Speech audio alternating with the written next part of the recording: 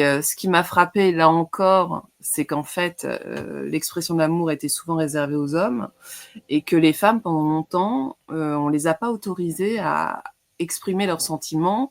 En fait, c'était des choses, très tabous pour elles et le seul moment où elles pouvaient vraiment j'allais dire, se lâcher et en discuter, c'était avant la Révolution française, justement, quand il y avait, tu sais, ces salons littéraires où elles Ouais. se réunissaient entre femmes et en fait, elles avaient des discussions. Alors, il y avait les cercles philosophiques, mais enfin, les femmes étaient loin d'être bêtes et l'amour faisait partie des sujets qu'elles abordaient. Mmh. Et ce qui était intéressant, c'est que suite à ces conversations philosophiques et sur l'amour, après, il y avait des écrits. C'est-à-dire qu'en fait, elles s'écrivaient entre elles, donc des échanges épistolaires sur leurs réflexions, sur elles allaient plus loin, en fait. Mmh.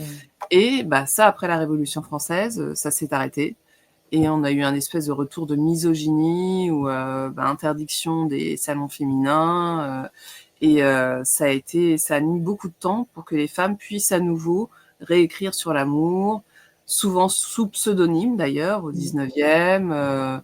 Et puis bon, les critiques n'étaient pas tendres, hein, c'était quand même assez terrible.